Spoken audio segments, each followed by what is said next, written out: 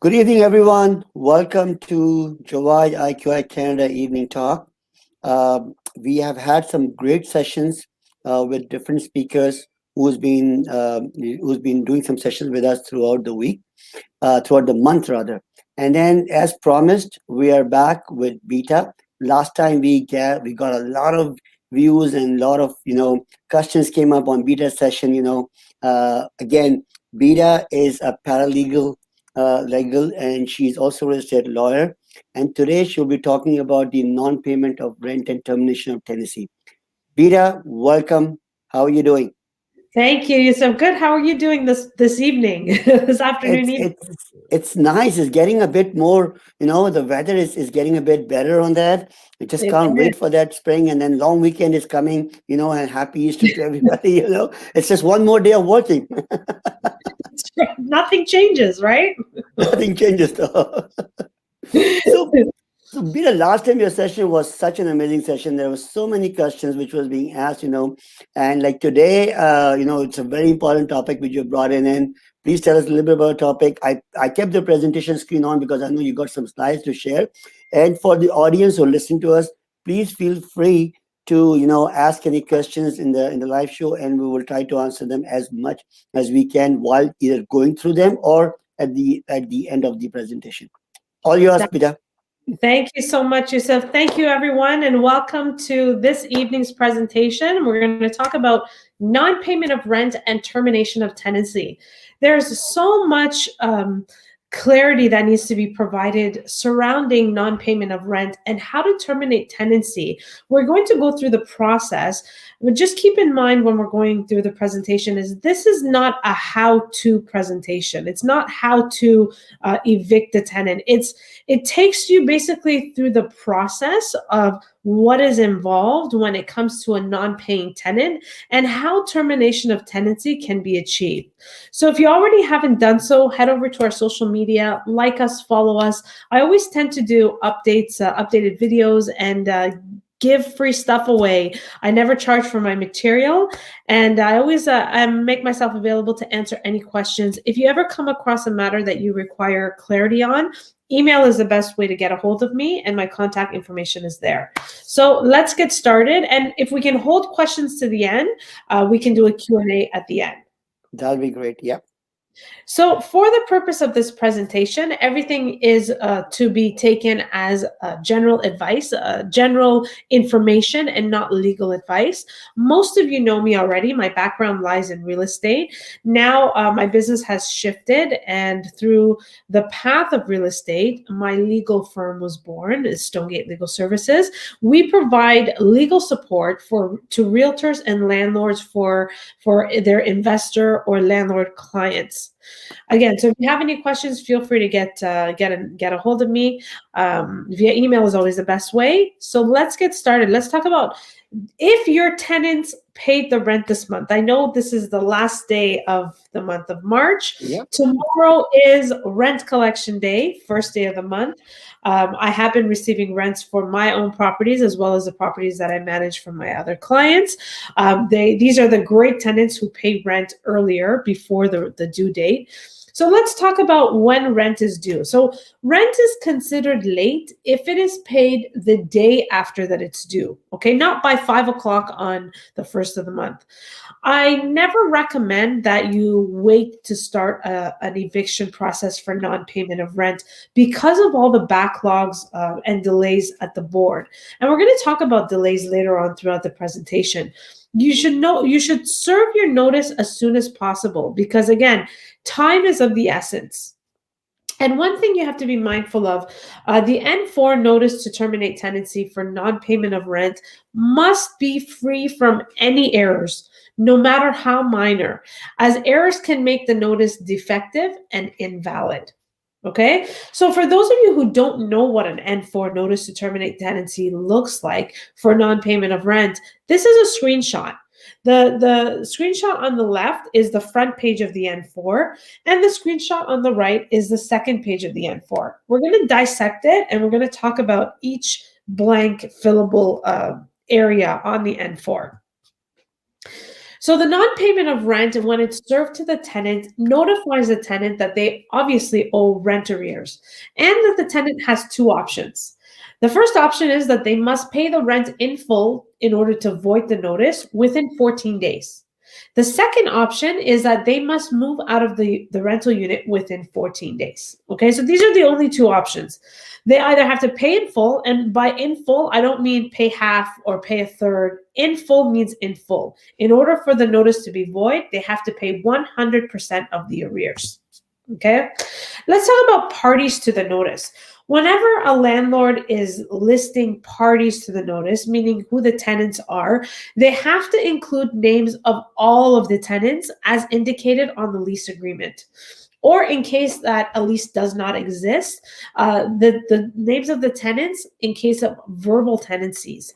This includes anyone who has been paying the rent and living in the rental unit. Now, if your tenant has a nickname, you should include the nickname, obviously. If there is a joint tenancy, now, what I mean by a joint tenancy is that two or more tenants together on one rent agreement, so on one rental agreement. These are called joint tenancies, and then what this means is that these tenants are jointly, so means together, and severally liable for that agreement. Make sure to include names of all of the tenants as indicated on your lease agreement on the non-payment of rent notice. And the same applies with landlords. If you have the name of two landlords, then two landlords should be listed on the N4. Occupants are not required to be listed on an N4. Occupants are who? So occupants are elderly parents or children or minors. These are people who live in the property, but they don't pay rent. They are usually family members or relatives of the tenants. It's very important for the address of the rental unit to be included in full. Okay, so what I mean in full is that you must be specific as to where the tenant is residing.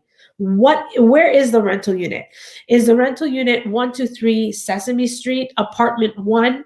Is the rental unit 123 ABC Street, upper level, apartment 2? You have to be very specific. Okay, these notices need to be detailed. Don't miss anything. Don't be lazy and forget the postal code. These things need to be included in order to make the notice valid. Okay.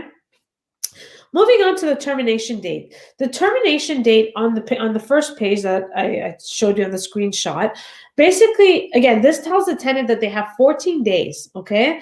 And we're going to throw in another option because I realized that I said that the N4 provides two options, but really there is a third option. The termination date, which is the 14 days from the date that the notice was provided to the tenant. Option number 1, it tells the tenant again, you must pay the full arrears in full by the termination date, okay? Number 2, or you move out. But the third option is what we're going to talk about if 1 or 2 doesn't happen. And the third option is they can ignore this notice in its entirety and wait for the landlord to file with the landlord and tenant board for a hearing date. So for the purpose of this presentation, I'm going to take you through the process of what's going to happen when it goes to the hearing. Okay? So on the second page of the N4, we talk about the rent arrears. This is where the calculations occur. This is a screenshot of the second page. This is where most of the errors, it's common that most of the errors happen here. This section must be filled out to the T. I can't stress this enough. It must be correct. Any minor errors, this means if you're even off by a quarter, this can cause your application to be dismissed. Okay? The most common error that people make when they're filling out the N4 is the rent period. Okay? If you look at the left portion of the screenshot, it says rent period. If rent is due on the 1st, then the rent period commences on the 1st. That means the last day of the rental period is the 30th or the 31st. Okay? If rent is due on the 15th, that means the rent period runs from the 15th to the 14th. Okay? Not the 1st to the 1st, because often when I'm reviewing leases, I see the rent period is from the 1st to the 1st. If that error is indicated here, your application, again, will be deemed defective and it will get dismissed because there's an error. Now let's turn to the bottom of the second page, the signature section. I have to stress this moving forward on this slide. Realtors and property managers cannot serve N4s on behalf of their clients, okay? So who can serve the N4? Only the landlord or their legal representative can issue the N4. If there are multiple landlords who can sign, only one landlord is required to sign the N4 for both. Okay, the date next to the signature is important because this date, it shows that this is the date that the notice is given to the tenant. If there are multiple tenants, the landlord or their legal rep must serve a copy of the N4 to each and every tenant, and a copy must be kept for your records. Okay, what else is there that you need to know about the N4 besides the fact that I'm going to keep stressing realtors and property managers cannot serve N4s on behalf of their clients? Again, only rent arrears can be listed on the N4. Anything else makes this notice defective. So you're probably thinking, well, what else will you list on the N4? And you're probably not going to be surprised to hear that a lot of tenants who are supposed to pay for utilities and don't pay, well, on the N4, a landlord cannot claim unpaid utilities. If you have already served your tenant with an N4 notice and another month becomes due, you don't need to issue another N4 unless that tenant has paid all the arrears owing on the last one in full by the termination date.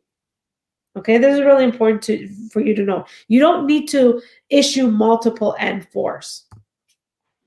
Once you have your N4 ready, how do you serve the tenant? Well, one thing I mentioned on our last presentation with Yusuf was that I love the real estate industry. You guys are so up to date with technology, right? You're taking pictures of offers, you're sending it. People can use DocuSign to sign offers. It's wonderful. The real estate industry has really evolved with technology. However, the wheels of justice spin very slowly. And this means that landlords must serve their tenants in accordance to the rules of procedure of the Landlord and Tenant Board. And this is by way of, they have to provide a certificate of service or proof of service to show the board that they have served the document correctly in one of the following ways. Okay, so number one is handing the document to the tenant. Number two, handing it to another adult in the rental unit, placing it in the tenant's mailbox or where mail is usually delivered, sliding the document under the door or through a mail slot, faxing it to the tenant's place of business or residence, courier, registered mail, or express post. However, what you need to know that if you're serving a document, an N4 via mail, you have to add additional days to the date of termination. This is important because this now affects your 14-day termination date and changes it to 19 days. So when the N4 is now served to the tenant, when do you file it with the board? Okay, so now the tenant is in receipt. Now we must wait until the termination date. The N4 can be filed with the Landlord and Tenant Board by way of an L1 application to evict the tenant for non-payment of rent and to collect the arrears that the tenant owes as early as the day after the termination date on the N4. Okay, so again, on the termination date is the last day that the tenant can void the notice if they pay in full. If they don't, then the day after, the landlord can pursue to file the application with the board. If the N4 is not filed within 30 days of the termination date of the N4, then the N4 becomes void automatically. Once this N4 and L1 are filed with the board, the Landlord and Tenant Board will set a date for a hearing. You basically now are playing the waiting game, okay? So what are the delays at the LTB? So pre-COVID, it took an average time of about 4 to 5 months to receive a hearing date. The board shut down between March 16th and August, up to August 1st. So currently, the board was working through the backlog and it took anywhere from about 9, 10, 11, 12 months. However, because of the board working quickly now through all that backlog, now it's taking about 5 to 6 months in order to receive a hearing date. This is great because, again, the board is working efficiently through all the backlog. So now that you've waited you played the waiting game, you will receive a notice of hearing. It's inevitable. This is what the notice of hearing looks like, okay? On the left side is a screenshot of a notice for a hearing. As of August 1st, the Landlord and Tenant Board is now holding video and telephone hearings for landlord applications. And anyone can attend, either as a party to a notice of hearing or as an observer. Whoever is listed, the parties listed, you must attend your hearing, okay? If you don't attend, and if you don't have a legal representative attend on your behalf, then the hearing will commence without you. Parties are encouraged to work together in order to put together a repayment plan for rent arrears. More often than not, we have clients who seem to think that, I'm gonna evict the tenant automatically at the board on the date of hearing. Well, no, because what the board wants to do is the board wants you to work out a repayment plan for the arrears. Okay? If you don't work out a repayment plan on the day of the hearing, the board will issue and basically force you to work out a repayment plan. It's only when the tenant reaches that repayment agreement can the landlord enforce an order. However, at the hearing, the tenant may raise other issues. And we call them Section 82 issues because it's the Section 82 of the Residential Tenancies Act, which allows a tenant to raise other issues at a non-payment of rent hearing. And other issues are issues such as, maintenance concern, or landlord has charged illegal monies. These can all be brought up at the hearing and are often viewed as a delay tactic.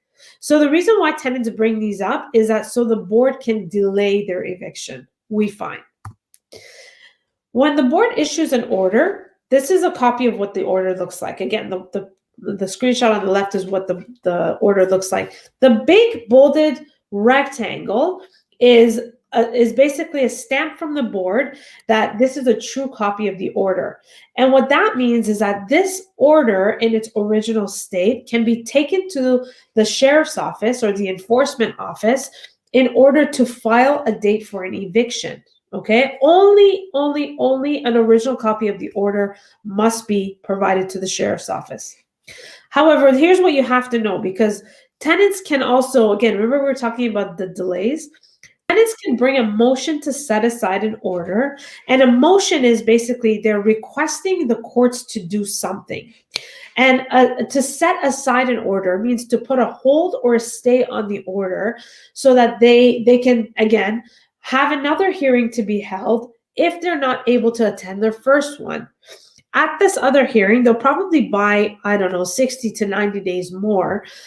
They will explain to the adjudicator, if they show up, why they feel that, they couldn't attend their original hearing. Again, this motion to set aside an order is again viewed as a delay tactic. So once you've enforced the order, the sheriff gives you a date for the eviction. What happens at an eviction? Okay, because evictions are they're a little sad because people are being evicted from their homes. Mm-hmm. However, on the flip side, if you have a tenant that owes $20,000, $30,000, it's not so sad because they haven't paid. So they knew working up to the date of the eviction that the eviction would be inevitable. So the top left is an actual picture of one of our evictions, just for you to see what a sheriff looks like when they arrive at a property. At the back of his uniform, you can see it says enforcement officer. The enforcement officer or the sheriff, they're not police officers. They don't carry guns. They have the right to physically remove the tenant from the property. So on the date of the eviction, the sheriff will arrive to evict the tenant. Usually what happens is they knock on the door, the tenant will open. If the tenant is not there, the locksmith will be there to change the locks. A notice of vacant possession, this is a picture that's on the right side, top right. This is what's going to be posted on the front door. And this notice of possession, it tells anyone who has access to the unit that they don't have access to the unit anymore. The locks have been changed. The sheriff has given possession back to the landlord. And the tenant will now have X amount of time, and I call it the aftermath, to make arrangements to remove their belongings. Because when they have 15, 20 minutes to grab everything and leave, obviously they can't remove their big belongings. So I call it, the 72-hour rule, where the landlord must provide the tenant access to the property for up to 72 hours in order for the tenant to remove their belongings. After that 72 hours, the landlord can dispose, sell, or keep anything that's left behind. When the tenant removes their belongings and you still have an order to collect the arrears, the landlord can do so by one of two ways. Number one, garnishment of the tenant's wages, provided that the tenant is working. And number two, or garnishment of the tenant's bank account, provided that you have their banking information. These are two ways that you can forcefully have the arrears to be paid. All right, so now you know how it works for non-payment of rent from the very beginning all the way to when they're evicted and even when they garnish. Garnishment will be another presentation we're going to definitely do maybe in the next couple of months. But again, I will have a link sent to Yusuf with the slideshow presentation so that you can refer back to it. This is a copy of our Landlord Mastery. I'll send the clickable link. You can download our guide, and it gives you access to our Google Drive, where you can access for updated agreements, notices of entry, scripts. Basically, it'll help you in your business on investing and rentals. So here we are at the end of our presentation. We will open up the floor for a Q&A. How was that, Yusuf? Very, very nice. I always thought like N4 was something very simple that can be done. But then, what you have mentioned, is there are so many things to look at it, and especially from a realtor's perspective. One thing which you just now mentioned. In fact, I have a few questions. By the time we wait for the audience to have some questions on that. Now, you said the agents, the real estate agents or the property managers are not allowed to serve any of the N4 forms. Now, what if your landlord is not in the country? You have an investor, you're looking after the property. How would that work? Then they would have to undertake and hire a legal representative to serve the N4. Okay. So there's no way that even if, for example, if even a realtor is already in touch with this tenant throughout while managing it, but to serve this notice, they need to have a legal rep or the landlord themselves deliver this to them. You got it. Oh, Yeah, wow. the board is not realtor friendly at all, or property manager friendly at all. So you Yeah, want to makes stay away sense. from that.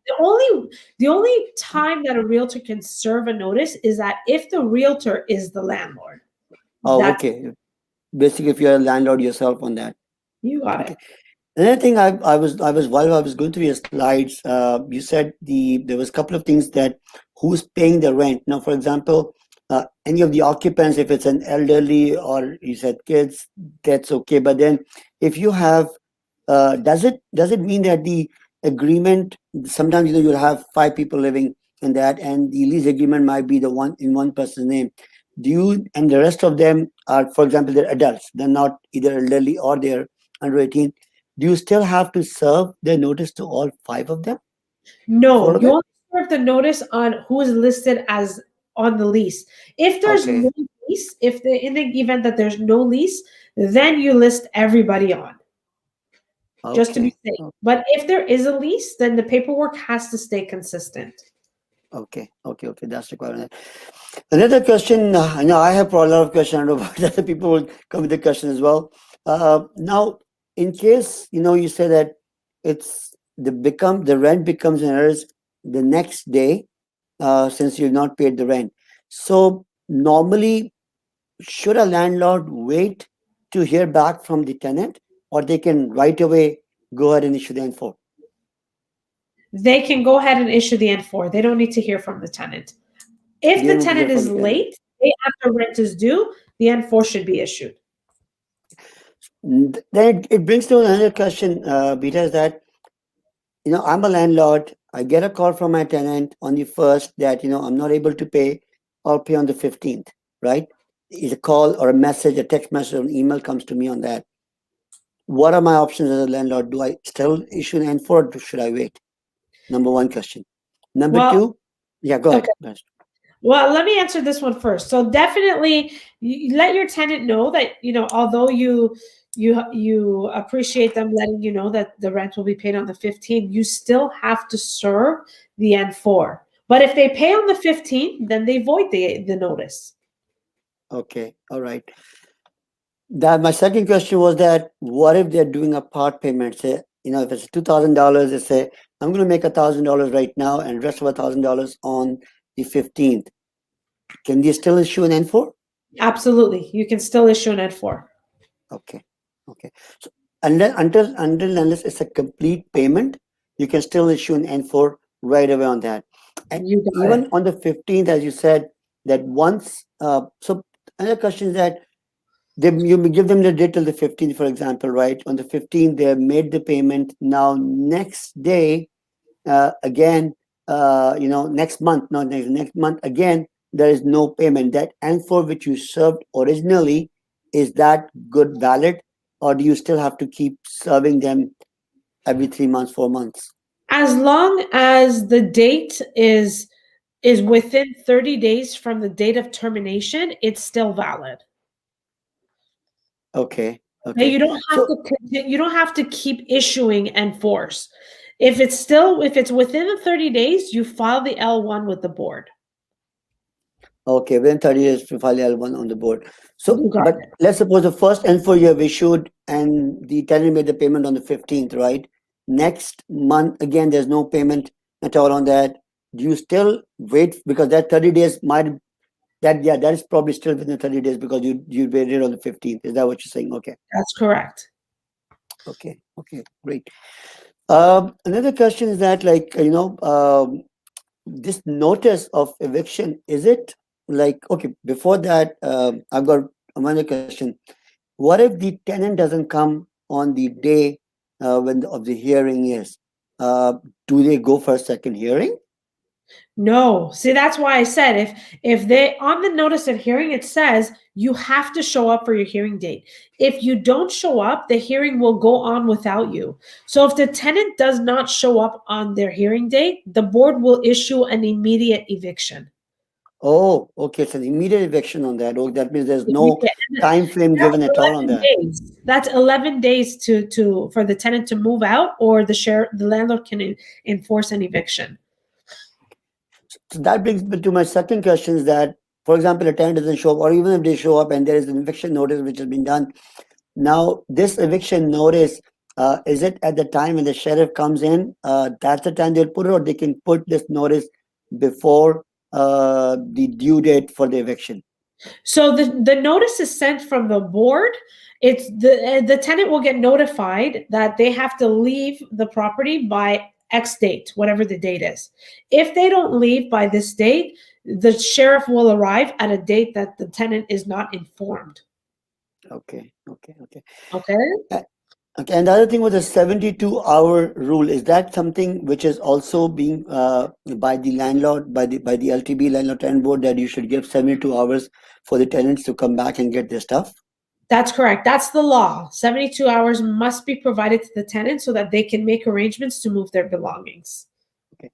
And any of the unpaid bills, which was a part of the lease agreement, that needs to be done, and that is not paid, uh, still it was tenant's responsibility, or how does that work? So any unpaid utilities can be pursued through the small claims court currently. The Bill 184, the section of Bill 184 that allows a landlord to pursue unpaid utility bills through the landlord and tenant board has not been proclaimed yet. Okay. Okay. No, that's awesome. I mean, again, you are the expert in this, and I always say that you should always talk to an expert. We as realtors are there to help you to in terms of the leasing. But when it comes to these kind of technicalities, that's where we have partners like Bita, who are the experts in this field, and you should consult an expert on that before just issuing out notices, or just not following what my friend said or my relative said on that, because this is a very, very, a different situation where you should get a professional help on that. Anything else Absolutely. you want to tell to the landlords or the tenants before we wind up, Bita? Absolutely. I think we've done great today. Anytime you're entering into a tenancy, make sure you're screening. You can avoid 90% of headache tenants by properly screening them in the beginning. So head over and download our landlord mastery guide. It gives you qualifying questions to ask prospective tenants in the screening process. Very nice. Well, with this note, thank you so much, Bita. Really appreciate you coming in. And for the viewers, please keep watching our evening talks. And as promised, we're going to have Bita on the last Wednesday of every month. She'll be talking on different topics. Now, if you want to get in touch with Bita, her information is there. Please feel free to contact Team IQI Canada. We will be more than happy to provide you her information. And till then, take care of yourself. Thank you very much, Bita. Take care of yourself. Thank you, Steph. Until next And time. have a great weekend, long weekend. Happy Easter. You too. Happy Easter. Thanks. Bye bye.